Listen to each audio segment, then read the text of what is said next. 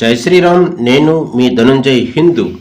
మన భారతదేశ చరిత్ర చదివినప్పుడు విదేశీ చొరబాటుదారులు మన దేశాన్ని ఆంగ్లేయులు ఇన్ని సంవత్సరాలు, మొఘలులు ఇన్ని సంవత్సరాలు ఆక్రమించి పాలించారు అనే విషయం గురించి మాత్రమే మన పాఠ్య పుస్తకాలలో రాశారు. కాశ్మీర్ నుండి కన్యాకుమారి వరకు గల మన దేశపు రాజులు సాధించిన విజయాలను పాఠ్య పుస్తకాలలో ఎక్కడా ప్రస్తావించలేదు. విదేశీ ఆక్రమణదారులతో వీరోచితంగా పోరాడిన రాజులు ఎంతో మంది కలరు.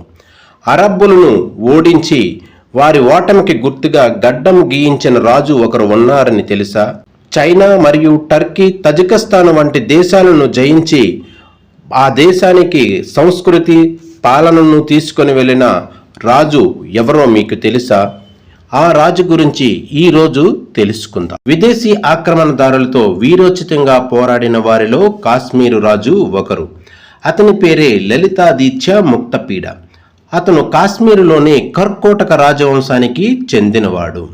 సామాన్య శకం 625లో దుర్లభవర్ధన అనే రాజు కర్కోటక రాజవంశాన్ని కాశ్మీరులో స్థాపించాడు. అతని కుమారుడే లలితాదిత్య ముక్తపీడ. అతని తండ్రి చనిపోయిన తర్వాత సింహాసనాన్ని అధిష్ఠించాడు. కర్కోట రాజ్యాన్ని విస్తరించడం మొదలుపెట్టాడు. అతని సైన్యంలో అనేక మంది బలమైన యోధులు ఉండేవారు. వారిని ఓడించడం ఎవరి వలన అయ్యేది కాదు. మన దేశాన్ని ఇతర రాజులు వచ్చి పాలించారు అని రాశారు గాని మన రాజు టర్కీ, చైనా దేశాలకు మన దేశ పాలనను, సంస్కృతిని తీసుకువెళ్ళాడని మనలో చాలా మందికి తెలియదు. మన భారతదేశం పైన దాడి 712లో అరబ్బులు రాజైన ఖాసిం నేతృత్వంలో జరిగింది. కానీ సామాన్య శకం 1025లో గజనీ అనే ఇస్లాం రాజు భారతదేశంపై దండయాత్ర చేశాడని మనం చదువుకున్నాం. అదేంటి? సామాన్య శకం 712లో అరబ్బులు భారత్లో చొరబడితే 1025లో దండయాత్ర చేయడం ఏంటి? మధ్యలో ఆ 300 సంవత్సరాలు ఎక్కడ ఈ అరబ్బులు అనే డౌట్ మనకు రాకమానదు. 712లో పాక్ నుండి చొరబడాలని చూసిన అరబ్బులు ఎవరికి భయపడి పాక్లోనే ఆగిపోయారు. ఎవరి కారణంగా అరబ్బులు భారత్ను 300 సంవత్సరాలు కనీసం చూసే ధైర్యం చేయలేదు. అంతేకాదు, చైనా దురాక్రమణను తిప్పికొట్టిన గొప్ప యోధుడు ఈ లలితాదిత్య ముక్తపీడ. ఈ ప్రశ్నలన్నింటికీ సమాధానం ఒకే ఒకడు. అతనే లలితాదిత్య ముక్తపీడ. అతనిని ఇండియన్ అలెగ్జాండర్గా పిలుస్తారు. మన చరిత్ర పుస్తకాలలో ఇంత గొప్ప రాజు గురించి ఎక్కడా రాయలేదు.